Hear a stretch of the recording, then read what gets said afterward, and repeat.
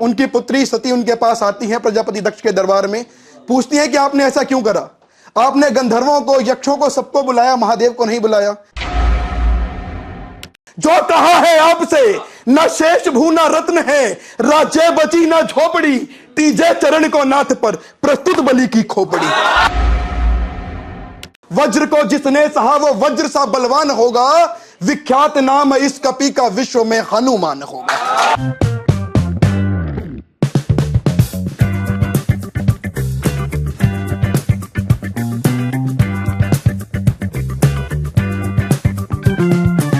सर्वप्रथम आप सभी को प्रणाम करता हूं, ज्ञान की देवी मां शारदे को प्रणाम करता हूं।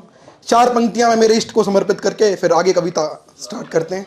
पहला छंद कि बालपन में भास्कर को नील रुद्र अवतार ने झोंक डाला मैदिनी को एक घने अंधियार में। अस्त व्यस्त हो गया जग का सकल संचार था और तीनों लोक में मचा घोर हाहाकार था। कैसी विपद है ये नई, कैसा ये संकट छा गया, संकट विकट यह देखकर स्वर्गापति चकरा गया। तब प्रकट कर वज्र वायु पुत्र को संधारने, क्रोध से भर इंद्र चले अंजनय को मारने। वज्र के प्रहार से टूटा कपि का था हनु और एक पर्वत पर जाकर था गिरा उनका तनु। तब सकल संसार भर से खींचकर अपनी पवन, वायुदेव पूरे संसार से प्राणवायु खींच लेते हैं।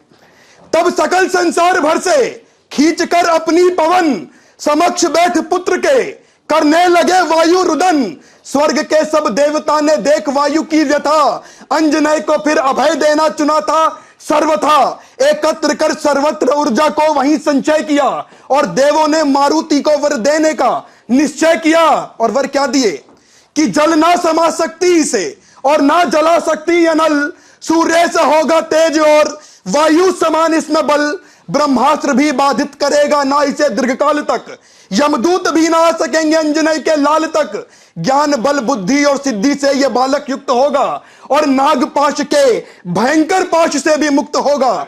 वज्र को जिसने सहा वो वज्र सा बलवान होगा, विख्यात नाम इस कपि का विश्व में हनुमान होगा। विख्यात नाम इस कपि का विश्व में हनुमान होगा।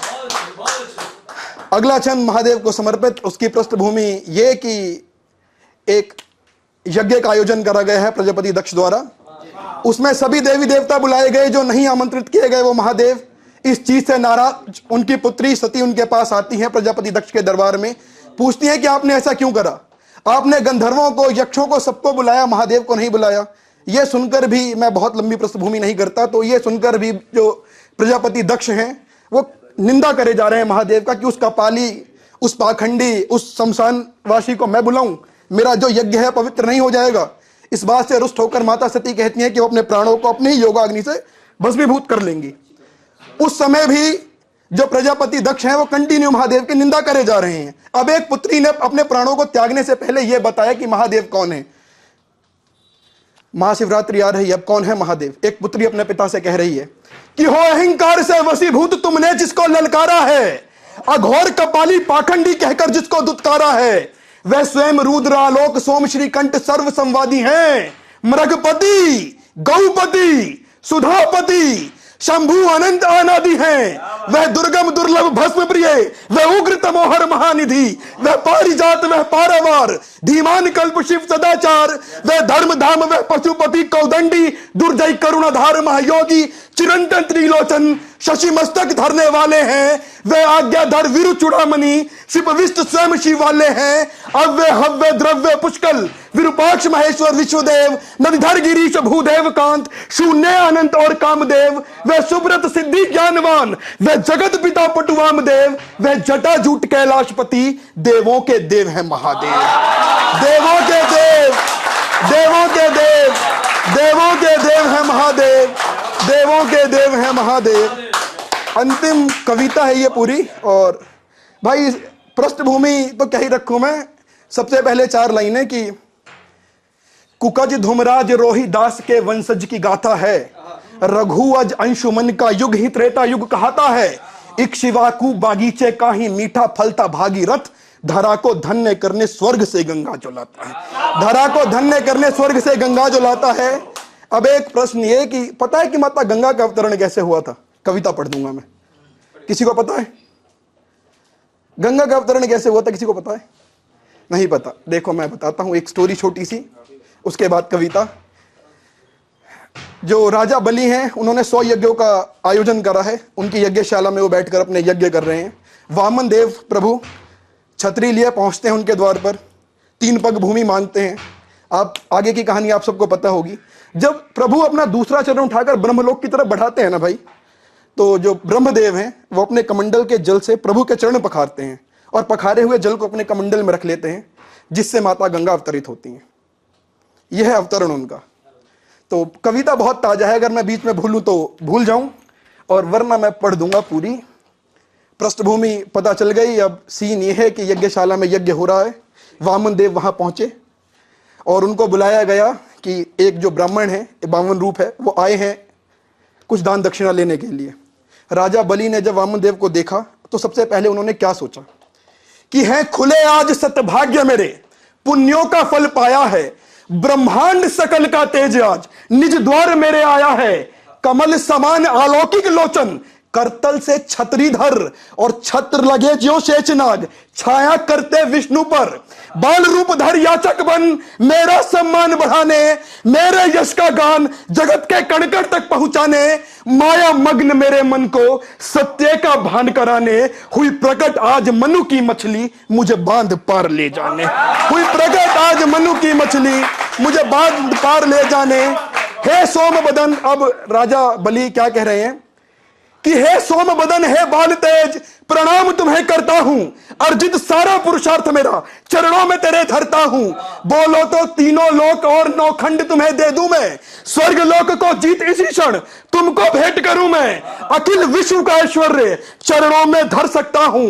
आदेश करो हे दिव्य तेज, क्या सेवा कर सकता हूं। आदेश करो हे दिव्य तेज, क्या सेवा कर सकता हूं। गाय घोड़ा हाथी और रथ धन धान मांग लो मुझसे। स्वर्ण रत्न मणि और मणिक का दान मांग लो मुझसे। मांगो मेरे पुण्य सभी, लो प्राण मांग लो मुझसे। ब्रह्मशीर ब्रह्मांड अस्त्र के ज्ञान मांग लो मुझसे। देवांबा का पूत तुम्हें से हर्ष वचन देता है, पूर्ण तुम्हारी इच्छा का संकल्प अटल लेता है। सकल भुवन में आज आपका बोला नहीं कटेगा। इंद्रासन की मांग यदि तो वो भी तुम्हें मिलेगा। लुटे मेरा धनमान सभी, या शीश जुदा हो तन से। प्रहलाद पौत्र किंचित ना डिगेगा तुमको दिए वचन से। प्रहलाद पौत्र किंचित ना डिगेगा तुमको दिए वचन से। अब प्रभु ये बात सुनते हैं तो वो क्या कहते हैं कि तृप्त हुआ किस कामन है कोटिश संपदा को पाकर, तृष्णा कब है शांत हुई जग का अधिपति कहाकर। स्वर्गलोक के ललक नहीं तो शतक यज्ञ करवाए, अरे किस कारणवश यहां बताइए ऋषि मुनि बुलवाए। नहीं लालसा मुझे तेरी संपत्ति भोग सकूं मैं, नहीं लालसा इंद्रासन आदि का मोह करूं मैं। नहीं लोभ धन धान मिले ना अस्त्र ज्ञान की इच्छा, स्वर्ण रत्न आदि की मुझको नहीं चाहिए भिक्षा। नहीं चाहिए पुण्य तेरे ना ऐश्वर्य की आशा, 3 डगों भर नाप सकूं इतने भूखी अभिलाषा। स्वीकार यदि यह दान तुझे तो कहो नाप लूं पग से, एक भी डग ना अधिक रखूंगा देखना अपने दृग से। एक भी पग ना अधिक रखूंगा देखना अपने दृग से। अब राजा बलि कहते हैं कि नाप लो भाई। बीच का एक क्षण छोड़कर क्या नापा उन्होंने कि प्रथम पग में ले लिया पाताल संग भूलोक को, दूजे पग में ले लिया लोकेश के हर लोक को। तीजे पग को कुछ बचाना था जहां रखते चरण, थी विकट घड़ी पर बलि का भी बलि था आचरण। स्वर्ग या गंधर्व सर्वलोक ही तनप गए, 2 डगों के बीच में सामर्थ्य सबके खप गए। पर बलि का भी नहीं मिथ्या हुआ कोई वचन, पूर्ण कैसे दान हो था कर लिया ये आकलन। दोनों कर को जोड़कर बोला त्रिलोकी नाथ से, दान वो सब कुछ मिलेगा जो कहा है आपसे। न शेष भूना रत्न है राज्य बची न झोपड़ी, तीजे चरण को नाथ पर प्रस्तुत बलि की खोपड़ी। तीजे चरण को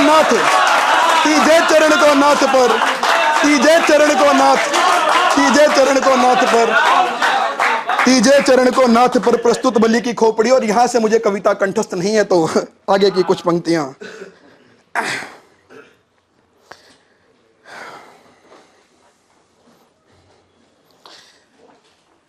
बीच का एक क्षण छोड़ता हूं भाई, बहुत ज्यादा समय जाएगा।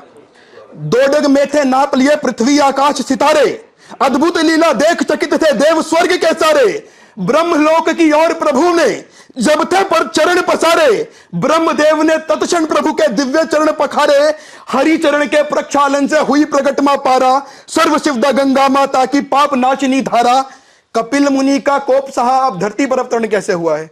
कपिल मुनि ने श्राप दे दिया सगर को, और उनके 60,000 जो पुत्र हैं वो समाधि बन गए हैं। कि कपिल मुनि का कोप सहा जब 60 सहस्त्र पुत्रों ने कल्याण मार्ग को चले खोजने सगर घने जंगलों में, कई पीढ़ियां राख हो गई, प्रकट हुए ना भगवन। घोर तपस्या कर करके थे होम हुए कई जीवन। भक्त भागीरथ ने कंधे पर उठा लिया फिर बीड़ा, घोर तपस्या करी बरस कई सही असंख्य पीड़ा। संतुष्ट हुए ब्रह्मा तप से और दिए भक्त को दर्शन, बोले कि देख तपस्या तेरी तृप्त हुआ मेरा मन। है ज्ञात वत्स गंगा जल से संभव पुरखों का तर्पण, किंतु जल गंगा का तुझको कर न सकूंगा अर्पण। पृथ्वी ना सह पाएगी गंगा के वेग की धारा, जलमग्न समय से पूर्वी हो जाएगा ये भूसारा। ब्रह्मांड सकल में शंकर ही महावेग साध सकते हैं। कैलाशपति यदि चाहे तो गंगा को बांध सकते हैं। कैलाशपति यदि चाहे तो गंगा को बांध सकते हैं। तो भक्त के गुहार की पुकार सुन के नाथ ने, भक्त ने जो चाहा उसको वो वर दे दिया। वेग विकराल को साधेंगे महाकाल स्वयं, भक्त भागीरथ को तहा वासन दे दिया। खोलकर जटाओं को फैला दिया अनंत तक, मां गंगा के वेग को जटाओं में फंसा लिया।